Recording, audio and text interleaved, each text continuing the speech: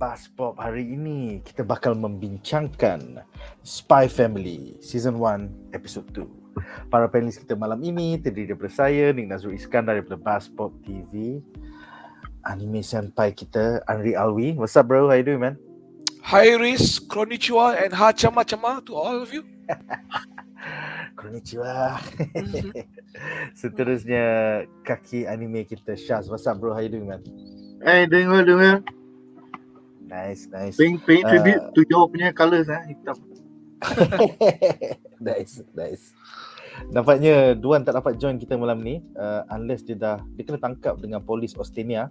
So kita tunggulah, maybe dia akan join kita midway. Tak puasa dekat Australia.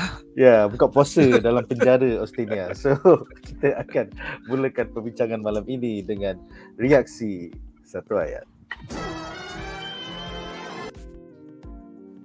Alright, so reaksi satu ayat aku, macam aku cakap dekat para panelis tadi, it feels fluffy like a cake. Dia tak cukup dense, but I'm finding it enjoyable pasal this is the beginning of something great pada pendapat aku.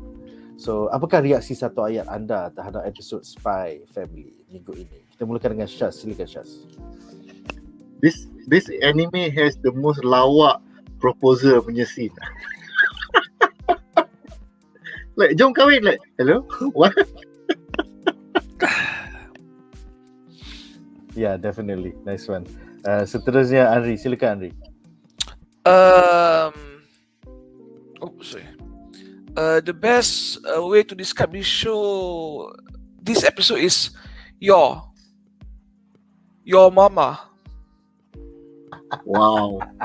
Wow, I like that wordplay bro. Your mama. Berapa lama kau simpan itu bro? Seminggu One bro. week. Seminggu. I was wrong last week about the female lead character. Your forger, your BRIAR, whatever you should call herself lah. I thought she wouldn't be a myth material, but then I found out that she's been voiced by Saori Hayami, one if not the best voice actress in Japan right now. Every year for the past 5 years, she has like 10 major anime titles. She's Shinobu, Demon Slayer, Ayase, Oremo, Yukino, Material Snafu, Yamato from One Piece, baru ni. She can even buat any role, even role orang tak cakap. Shoko from Silent Voice, that's her. Wow. If they need someone with we need someone with statistic 90. Ada orang cakap ke? Sorry. Silakan. If they wanted somebody macam we need someone with at least a 90 statistic points for this role kan, they get on this Saori Hayami. She's like 120 on the score points. They've overhired. Plus she played one of the best MILFs in anime history, Suki Uzaki from Uzaki's mom. And we know in anime MILFdom there's 3 big anime MILFs: Rinko, Gundam build players, Uzaki's mom, and of course Mak Bakugo. Of course that's my choice lah. So I tarik balik kata-kata. Yeah, so she's MILF material now. Yeah. Terbaik. Abang Anri kita pun dah suka. Nice. Your mama 3 times. Your mama indeed. Alright guys, so dengan itu kita bakal membincangkan 3 plot menarik daripada episod Spy Family minggu ini.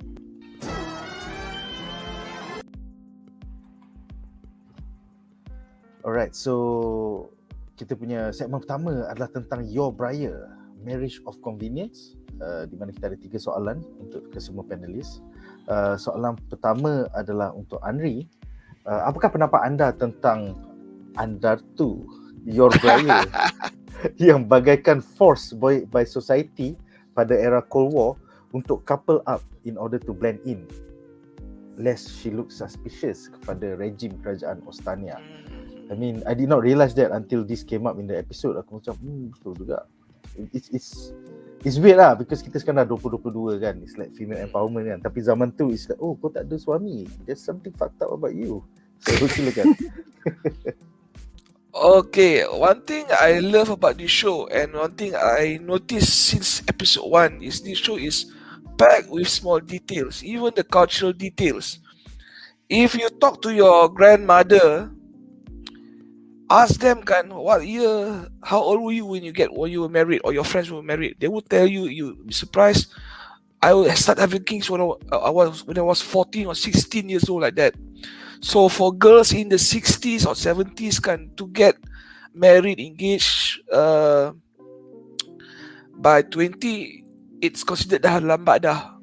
Even sekarang kan, girls kalau after 30 dah, what they say, dah kering kontang, dah tak ada harga, something like that lah. But for girls at that time, yeah, it is true. You either starting to get engaged or starting to seek out your partners, or you're in your 12 years old, 13, dah mula dah. Bila dah start haid, the parents dah mula, katal tangan cari.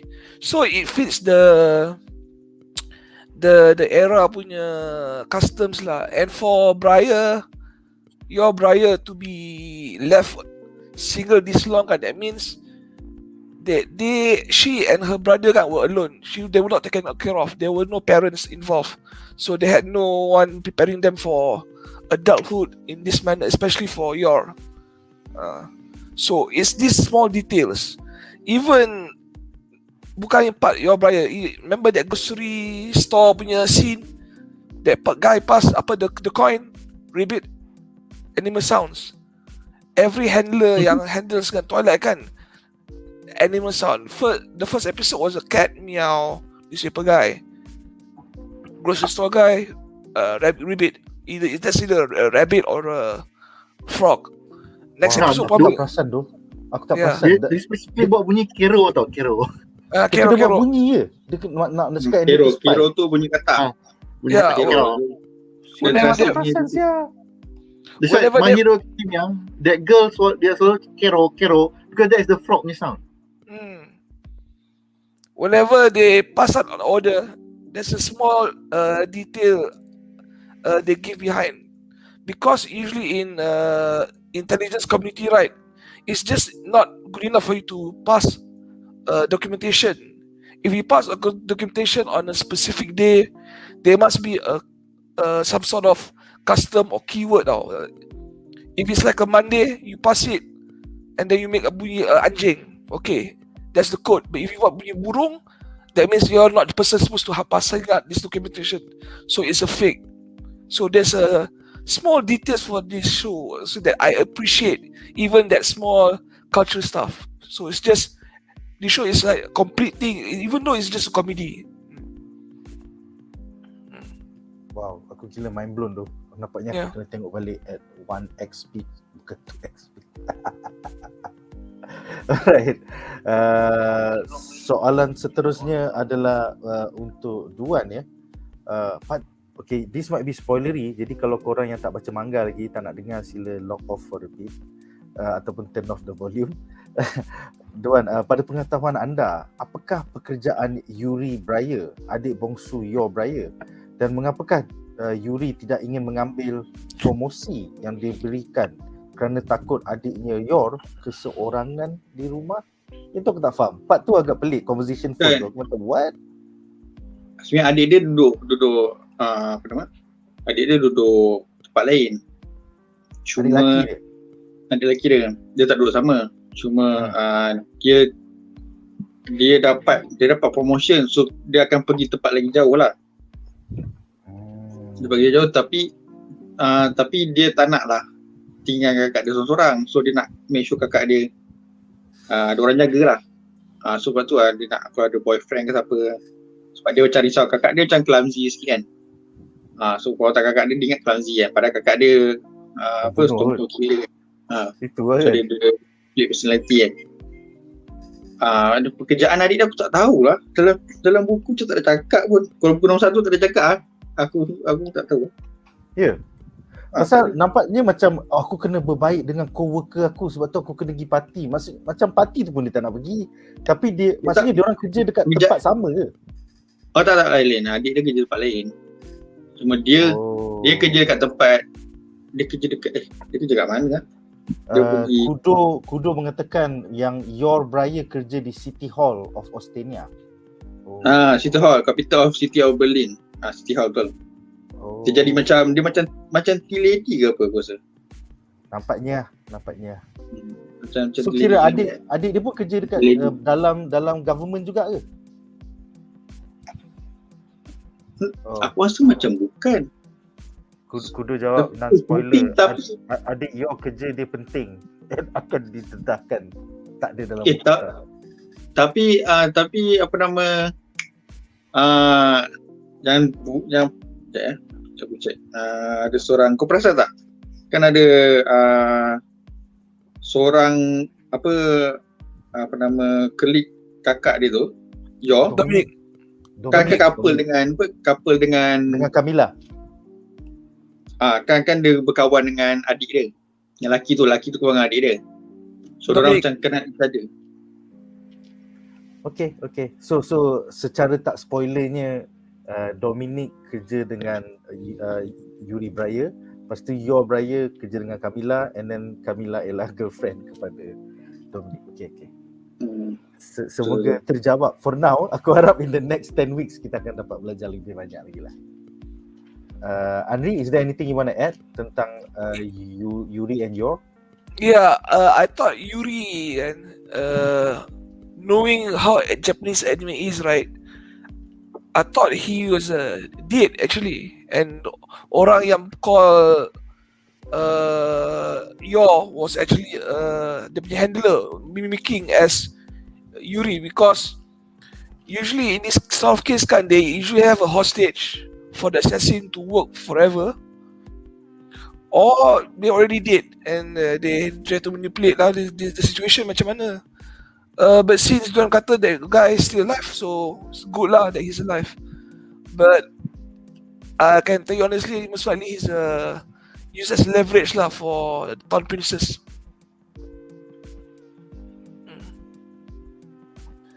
By the way, Duan, Kudo cakap jawapan yang kau cari tu tak ada dalam volume 1. Tak ada. Sebab aku sebenarnya tak ada bagi tahu pun.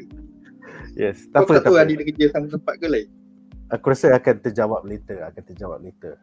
By the way, Ian Wayan mengatakan impression dia of episode 2 is production wise, the studio took lots of animation shortcut and close up. You can see the difference between the work of two studios. Apa pendapat korang the fact yang dua studio berlainan buat episod selang-seli. Yang genap semua satu episod Wit Studio. Lepas tu yang ganjil semua ialah Cloverworks. Cloverworks. Or is it the other way around? Is this normal in anime? Andri, silakan. It happens, but it's not normal actually. And could you feel the difference? Could you feel the difference between episode 1 to episode 2? Honestly, I feel very little difference. Because the arts, the character design, is more or less they stuck to it.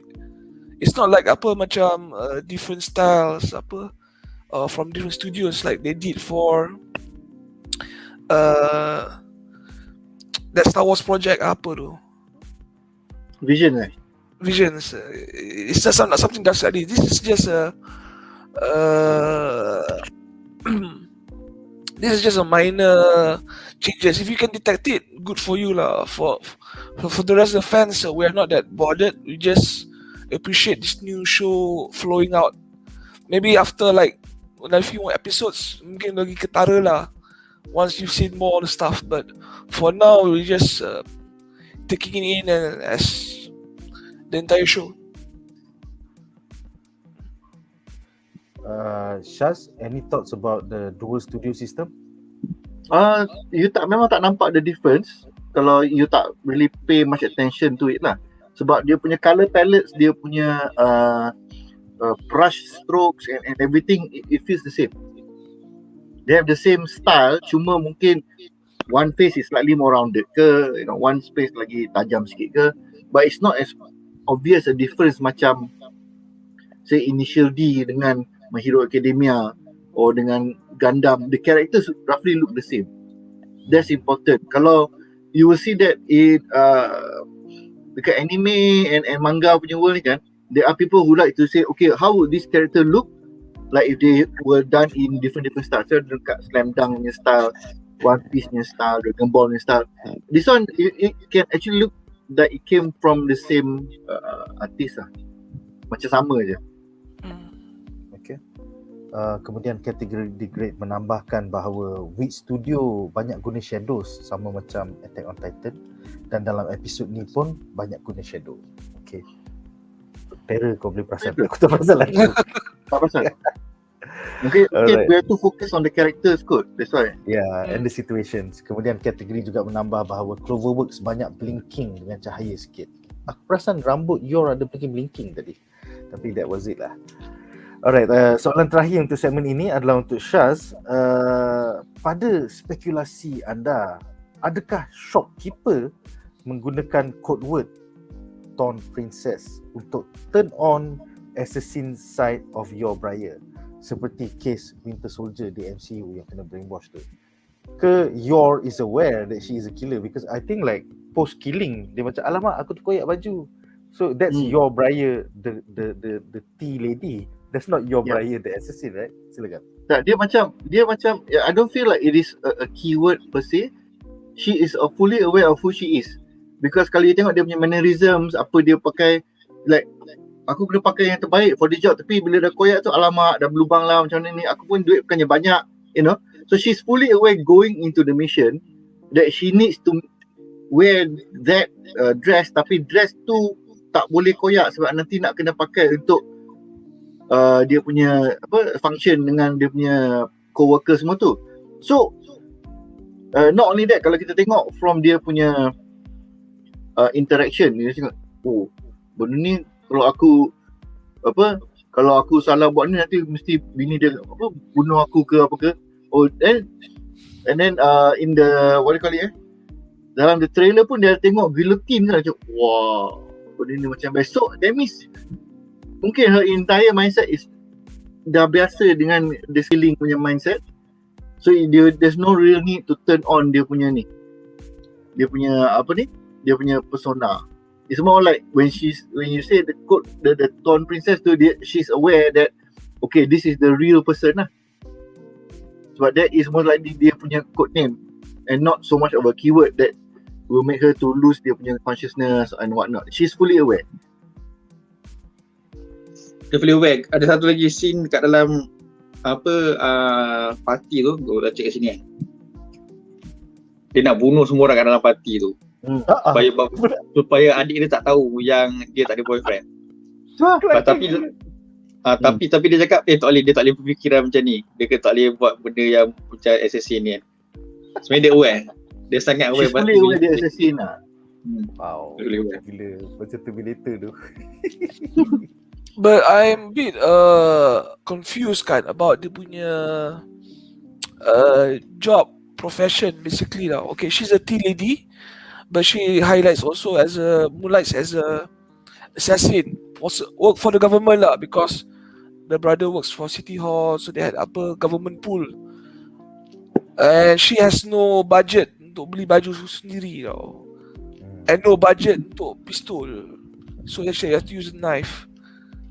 So maybe that's a weapon of choice, you know. Maybe it's a weapons of choice, but not to have, you know, macam the budget to actually buy a new dress after you clean up, right? Usually after you kill someone kan, you get rid of the evidence, throw away the clothes. Is the best protocol, you know, getting rid of the evidence, the loose ends. But no, she had to recycle that. It's basically the same dress she's wearing right now for the killing. Yeah. Aku rasa bahawa hari punya persoalan, dia buat kerja ni kan, apa sebab dia tak dapat payment lah. Kau tengok dekat rumah dia ni kosong kan. Rumah dia tak ada apa-apa, rambut dia kosong. Dia tak ada beli apa-apa pun. Apa yang perlu je. Aku rasa dia tak dapat payment. Dia macam lebih kepada dapat arahan. Dia macam dah di brainwash dari kecil. Macam dia kena kerja dengan ni, dia macam Black Widow lah. Aku ingat Black Widow pun dapat payment banyak. Aku tahu Dapat dia juga. dapat payment lah. Tapi dia macam dia tak dapat payment. Dia macam memang kerja dia, memang dia dah brainwash pada kecil untuk jalankan kerja ni, tu je. Kemungkinan lah, tak tahu lah. Ataupun duit dia adik dia pegang ke. Okay. Yeah, there's one pada- flaw that I noticed about the whole your assassin thing. It's like she's assassin. There's like a bit of backing, but there's no financial backing, which is weird. They want her to succeed, but they don't provide anything, but just the target name. That's about it. Kita tak pelik. Tapi I think it's Kalau still macam kau early tengok days. apa cerita wanted Still kan. early days. Kau tengok wanted. Kalau kau bunuh satu orang berapa juta kau dapat kan. Duit banyak kan. So kau seronok jadi membunuh-bunuh orang kan. Jadi ni macam tak ada duit pun masuk. Yang fikir pasal duit memang apa nama Twilight dia akan fikir duit. Oh ni dapat duit ni, aku nak beli ni, aku nak beli ni. So dia dah target kau duit berapa banyak dia dapat. Yes. Twilight tu Even yang dia punya side job dalam episod ni pun, dia curi 38 art pieces, dia make sure dia curi satu. Itu diri dia. Betul. Yeah. Dia bisa tahu. Dia tahu. Yo memang It aku went suka kena missing. guna. It went missing. It went missing. Yeah. What are you gonna do? Launch an investigation about an operation a crime that we An conducted? illegal operation dia. Cantik lah, cantik. Aku rasa mungkin your ni is more patriotic than we think lah kot. The whole assassination thing is a government thing. So macam, okay lah, saya membantu negara with my abilities. So bila dia kepala macam tu, dia tak adalah nak minta gaji lebih. So Kena nah, jadi macam The Mungkin dia Falcon B40 juga, sampai macam kena minta kita. loan kan, macam The Falcon tu, sedih tu. Kena minta Yeah. loan. macam tu lah. But this is tahap sedih. It's like they don't even give her, taxi money to go and kill the person. Just okay, use your own gaji, kill that fucker. I think we are overthinking it at this moment. At the end of the day, it's only a 24 I am minute. overthinking it. Anyway. Yeah. Dan Kudo menjawab bahawa Town Princess is her code name, not a trigger macam aku tersalah fikir tu. Because kalau trigger, she wouldn't have had thoughts that Anya boleh terbaca. Kemudian Ian menjawab, spoilers, your main job is assassin. City Hall is a disguise. The bosses in City Hall are part of it. Jeng, tak, jeng, jeng. aku suka orang yang letak spoiler ni, lepas tu tak sempat aku nak pergi tempat lain kan, the whole thing dah aku baca dah like. Oh, Ni spoiler for this one. Yang tak nak spoiler pergi baca tempat lain, pergi tengok tempat lain kan. Lepas tu dah siap keluar dah like. Okay. Next one aku akan beritahu. Kemudian Kudo menambah yang yes, your BRIAR dapat payment. Cuma explanationnya adalah in later volume. So at the moment we don't know who employs her. Ya, mungkin dia ni jenis juga yang tak suka beli barang kot. Like compared to people like you and me and Nick, kita orang suka beli barang. Jadi dia mungkin minimalist. Maybe. Dia memang jenis yang sikit je barang ni. Yeah. Seterusnya juga spoilers. Sila look away, Shaz.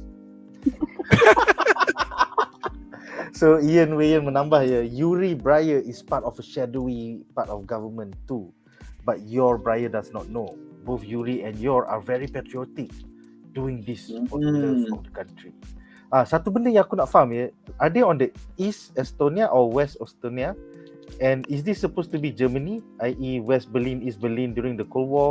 So I would love to know more daripada abang-abang Ian dan Kudo yang nak baca sampai 5 jilid atau 7 jilid atau 9. Kemudian 7, dia mengatakan 8 kot sekarang.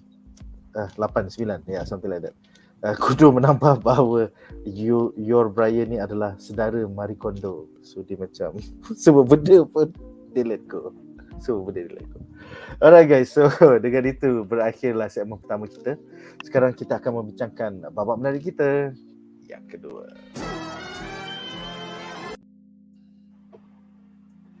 Alright, jadi babak menarik kita yang kedua adalah tentang Anya Forger, Telepathic Child. Aku hanya ada satu soalan untuk semua panelis dalam segmen ini. Apakah pendapat anda tentang watak Anya Forger, orphan cilik dengan kuasa telepati, menjadi punca Lloyd the Spy dan juga Yor the Assassin berkapal dalam siri ini? Semata-mata kerana Anya dapat membaca pintu hati kedua-dua dewasa ini. Macam senang je, seorang nak ajak date, lepas tu seorang lagi nak ajak pergi interview. Macam convenient. So apakah pendapat anda? Silakan Duan. Tapi itu yang buat anime ni menarik. Sebab benda-benda kelakar macam dia. Kira korang nampak sini, Anya ni lah link link kepada family ni, link kepada diorang ni. Kalau Anya tak ada, diorang pun tak akan jadi couple dan berkahwin. Sebab diorang pun, dia macam manusia biasa juga. Kita pun macam kalau kau pergi dating apa kan, kau macam syok kat perempuan tu, tapi kau tak tahu dia suka kat aku ke tak. Kau takkan tahu isi hati dia. Tapi kau dapat macam dapat hint. Tapi sebab dia tak ada utarakan apa cakap dia suka kau, dia korang hint dia, so kau takkan tahu. Sama macam situasi ni kan, dia macam kau nampak macam bila si Twilight dia sebut dia macam terharu kan, tapi dia mula tak ada berani nak cakap. Tapi dia fikir aku perlukan boyfriend, kena bawa pergi party. Ini pun memang desperate nak kena cari wife. Macam tapi macam mana nak tanya-tanya kan.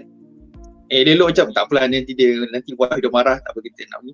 Elok si Anya boleh cakap, oh saya rasa lonely dia, apa tak ada mak, aku kesian dia macam mana ni. Macam bodoh gila. Macam kelakar gila budak. Jadi cute gila. Lepas tu macam tak ada wife ke? Betul. Si Twilight pada menipu, macam dah lama mati apa semua. Aduh, lepas tu boleh jadi. Kalau tak ada Anya memang tak jadilah diorang ni couple satu.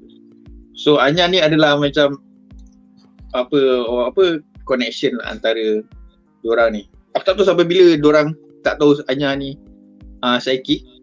Sebab benda ni kelakar dan menarik tau. Aku rasa lagi lambat tu lagi best lah, lagi seronok nampak banyak kelakar. Ni mungkin orang nak baca tahu kot. Kau boleh jangan spoiler lah. Aku baca nombor 1 kan. Aku rasa lambat lagi kot. Okay. Seterusnya Anri, silakan Anri.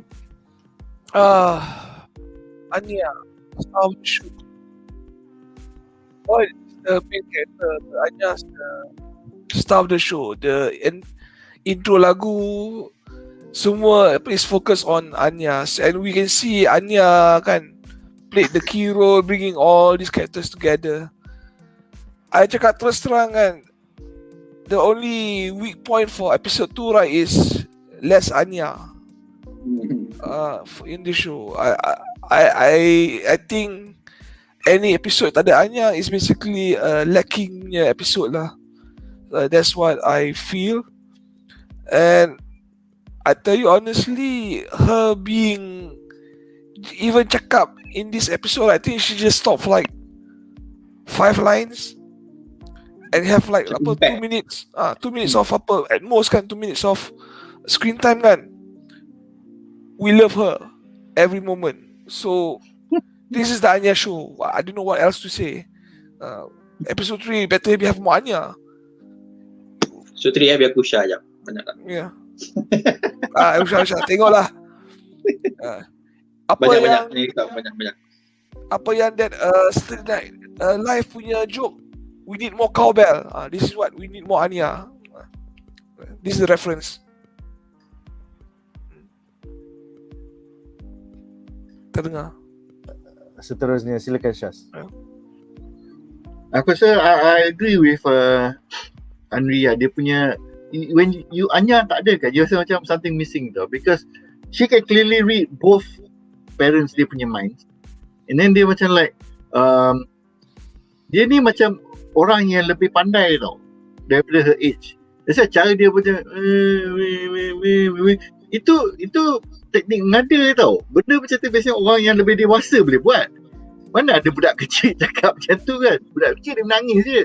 Ini siap buat cerita lah, aku sedih, tak ada mama semua tu. Kalau Forger pun macam like, dah hal budak ni, tiba-tiba je. So it's funny the fact that they can see dia punya reaction tu is not for somebody budak, umur budak macam tu tau. Dia macam like, tiba-tiba je budak ni kan. So one thing yang interesting about that scene lah kan, masa dia orang dekat kedai tu, is the fact Lord Forger tak dengar Yor masuk tau. That was the like, that is dia punya key point of her being an assassin. Sebab assassin dia, kalau the best assassin kau tak dengar pun, dia punya footsteps and dia punya presence tak dengar. Tiba-tiba like, ada awet tiba-tiba je kan, where did she come from? Bila dia buka mulut je nak beli, baru macam, dari mana datang this girl? So I think we will have a lot more scenes lah in the future kan, as we can see from the trailers and all that, where ANYA ni akan membantu this to end up becoming a proper couple and not just a fake couple. So dia begin to realize, oh sebenarnya ni dia akan mungkin dia cakap daddy like tak order ke ice cream untuk mama, you know, that kind of thing kan, masa kat restoran or something like that, because dia mungkin she can hear you cakap, ya ice cream tu sedap tapi macam segan lah pula nak order kan, kita tak tahu budget dan whatnot kan. So this is the kind of thing which we are looking forward to lah.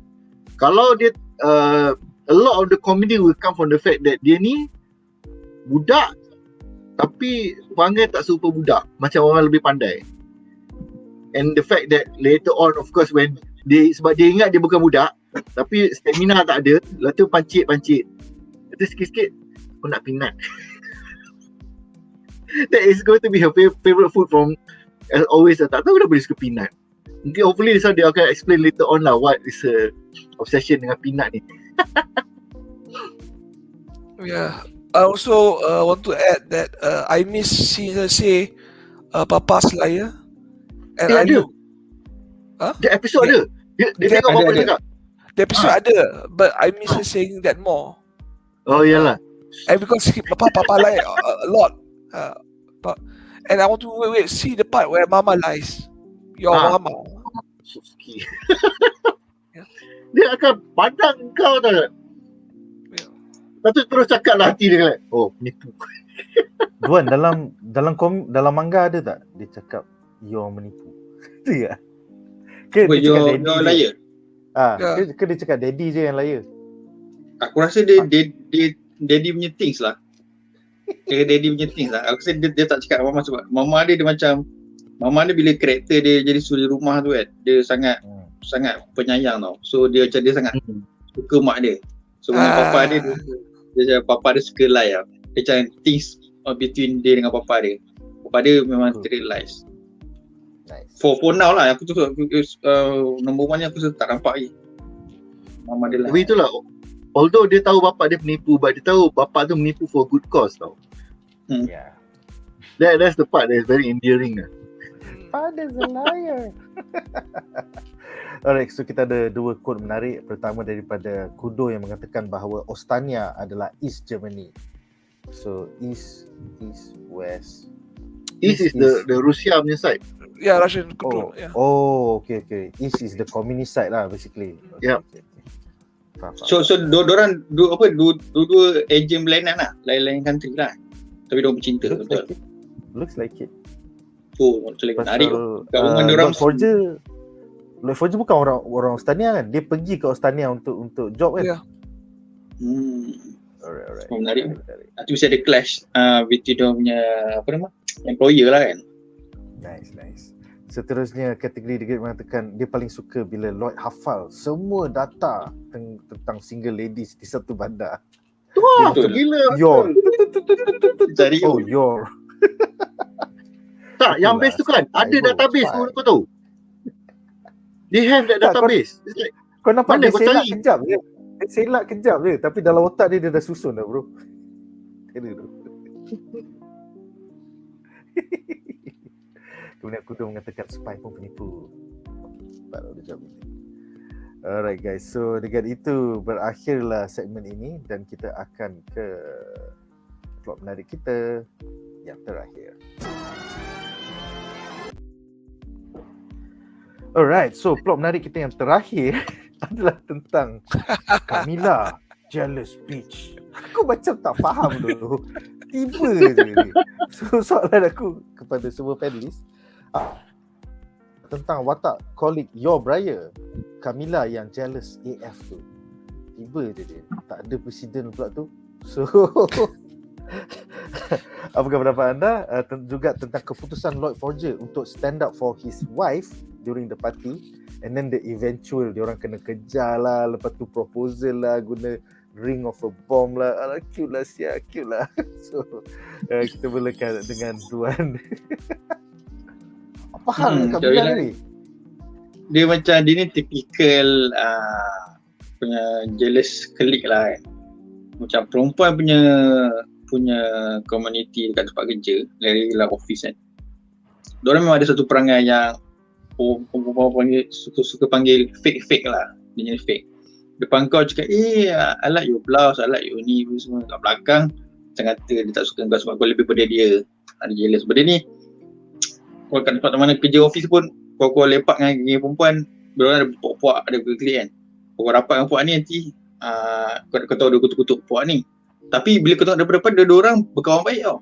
Cakap elok depan ni, belakang kau kata-kata. Benda ni normal kat Malaysia, satu dunia sama je. So benda ni yang dia nak tunjukkan ni memang ini reality dia. Memang celaka ni, memang dia tak nak tengok orang lebih dari dia lah. So dia jealous. So bila dia berkawan dengan kawan tu sebab dia rasa dia lagi superior daripada kawan dia. So dia selesa. Siapa yang lebih daripada dia, memang dia akan jealous gila lah. Lepas tu bila dia nampak, dia sendiri cakap, apa kau dah kahwin? Mula dia kata tak laku lah apalah semua kan. Bila dia dah kahwin dia macam menyigap. Lepas tu dia dapat pula lelaki handsome kan. Tu lagi dia panas, dia tak boleh terima. So benda ni memang basic pitch lah. Memang normal lah, kadang-kadang pun ada. So watak-watak ni kelakar sebab aku harap dia ada lagi lah. Sebab dia punya jealous tu aku suka. Dia kelakar. Nanti dia kena belasah lagi kan. So harap dia ada lagi lah.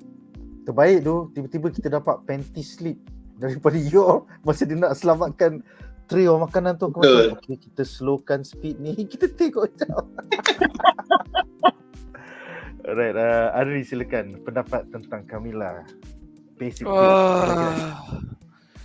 CAMILLA and dia punya office mates kan represents what female friendship is lah. Very toxic, very fake, very fragile, very superficial lah. A lot of people tengok this part, tengok her, tengok this scene kan, sakit hati, panas hati, baran. But for me kan, saya gelak, ketawa.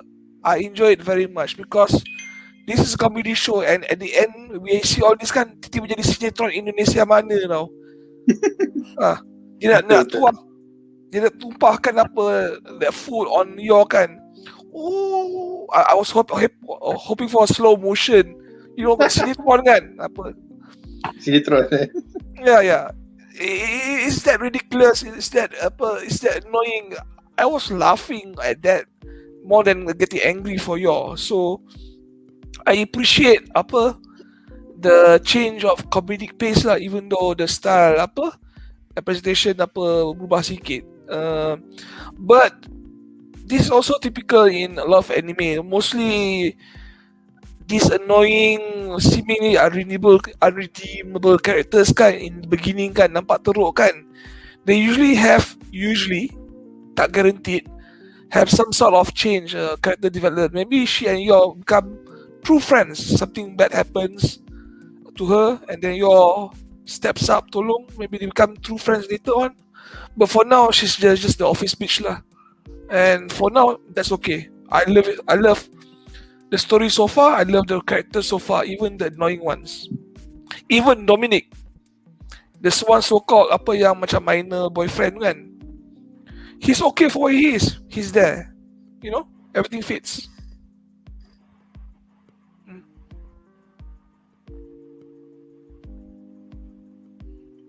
Aku rasa this one is something yang we have to look back lah. Dia punya positioning dalam dia punya, masa dia orang dekat office punya cafeteria tu, or dia punya office punya pantry tu, aku rasa memang dia daripada dulu it could have been a group of friends from college ke or high school ke. So she was clearly the lead in the group. This one kita boleh verify kalau katakan if she was the one who organised the party and if dia adalah yang semua cakap facing her and she was like looking at you like, kau punya boyfriend tak ada ke, you know. So she could have been the bimbo queen in the group and your was the the nerd they relied on or whatever to make sure they pass the classes. That is a stereotypical punya group lah. Tapi itulah yang dari segi kawan-kawan ni kan, aku banyak colleagues yang ladies tau. So maybe kat Malaysia aku bertuah sebab aku tak jumpa group yang ni. Oh, yang serius lah. depan kata kat ni, lepas tu kat belakang kata lain. I mean, it could be my luck lah that my colleagues semua jenis macam tu, or it is also possible aku bukan dengan dia orang all the time. So masa dia orang dengan aku, dia tak adalah cakap buruk kan pasal group lain. So that might be the scenario lah. But as far as I'm concerned, every time aku interact dengan my colleagues, tak ada begitu kutuk-kutuk, oh ni tak bagus lah, tu depan-depan lawa lah baju kau, semua tak ada. So it could be an anomaly, or more like the case, bila Shazli ada jangan mumpat dia. Shazli ni cakap banyak. Aku tak cakap ada siapa pun. Pasal kau lelaki, they're not gonna show that side of themselves to you. Betul. I guess so lah. That is probably the scenario lah. Tapi kalau senario tu dia lagi seronok tau. Dia lagi seronok kalau ada. It's more fun. Especially kalau kau lelaki neutral gerak antara grup-grup buat kerja lepas tu macam, oh grup ni tak suka grup tu pasal yang ni, this group pula tak suka that group sebab dia orang ni pakai jenis tudung bawal ni, dia kan masa pula. Betul kau jadi ANYA.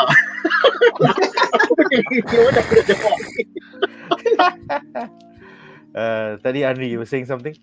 Yeah, I think you can see them if you look hard enough.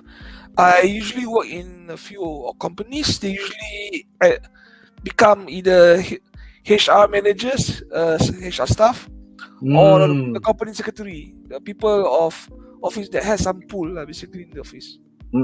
Yeah. Betul. Sebab HR dia handle human resource dia sudah jumpa orang.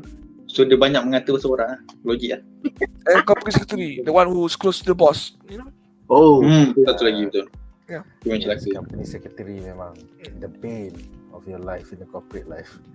Alright, so kita ada dua komen menarik daripada Kudo yang mengatakan, Shaz, at the beginning of this episode kan Frankie ada bagi Lloyd a list of all the single women in Berlin. Tahu, that's the thing. Siapa kumpul benda ni? Census bro, census in a communist state, semua benda pun orang jaga bro. Oh ya ke? Oh, okay. Even your movement kita in and out of East Estonia, they will track your movement and everything. Kita orang hidup dalam demokrasi bermonarki, so tak ada benda macam tu. Well, kita hidup in a digital communist state. So kita willingly, freely bagi semua data. Saya sekarang tengah nak beli benda ni, saya tengah search benda ni. It's the same shit bro. 50 years later or 60 years later, it's the same shit. But we are willingly giving it to our digital communist lords. Itu je. Some say it starts with my sejahtera. Yes, betul lah. Sama bro semua. Kau main Facebook ke, kau main IG ke, kau guna Google ke, kau guna YouTube ke. Betul, orang sibuk kat Malaysia. Di mana privacy kita? Bro, kau punya Facebook tu kau check in semua tempat bro. Aku tahu dalam seminggu tu aku boleh plot kau pergi mana. Yeah man. Kalau kau kat Facebook kau search something kan, macam kau tengah cari, contohlah kau cari komik ke mainan kan, nanti tiba keluar iklan pasal benda yang kau cari tu. Ya betul. Dia dapat baca ke, dapat detect tau, celaka. Macam aku kan, aku sebenarnya suka benda tu sebab membantu aku searching. Aku nak search pasal content ni kan, aku tunggu like half an hour lah aku search balik. Dia even better search result. Terima kasih. Wow. Tapi yang paling creepy tau, kalau kau search okay yang paling creepy, aku just cakap mana nak cari ni aku buka dah keluar lah. Dia dengar ke tu? Paper dia boleh dengar. That's the best. Kau tahu kita orang main magic kan, aku tengok masa main group kan, kad ni power.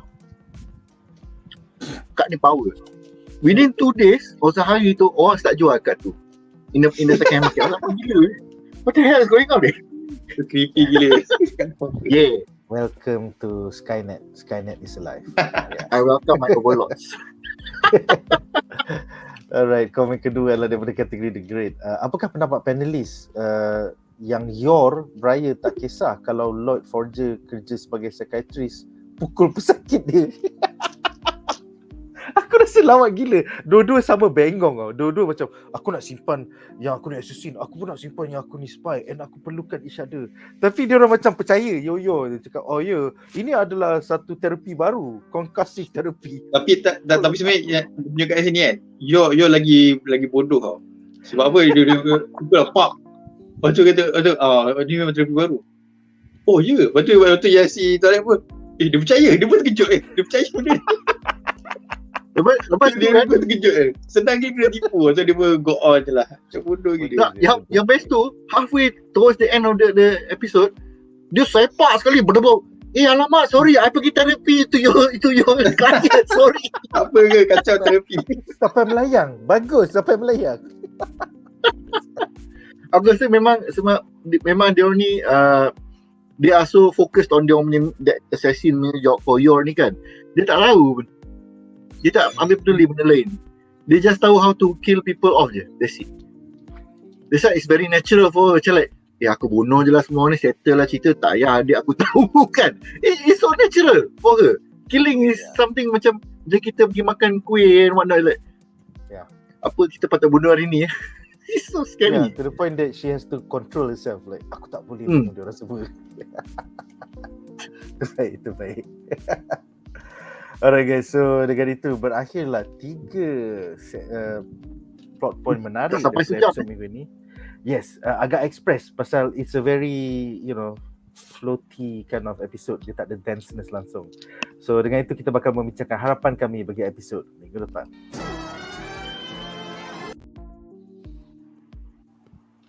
Personally, I look forward to seeing the domestic side of your kelakar gila, like, okay lah, jom kita pergi pejabat nikah lah, jom kita terus kita macam tengah malam kot, tak fikir langsung. So that means next episode she's not going to be called your BRIAR, she's going to be your forger. So yes, I cannot wait to see the domestic side of your forger and bagaimana Anya gets on with her. So apakah harapan korang untuk episod minggu depan? Silakan Duan. Harapan aku diorang akan start masuk untuk selection untuk masuk sekolah tu lah. Nanti kita akan nampak lagi banyak aksi-aksi yang menarik lah untuk tiga-tiga family ni. Nice. Seterusnya Andri? I think next week will be the training arc lah. Training how to lie as a family lah. You all has to learn how to lie or act like a mother, and Anya has to learn and lie, act like their child lah. So I'm hoping to see more Anya next episode and more comedy.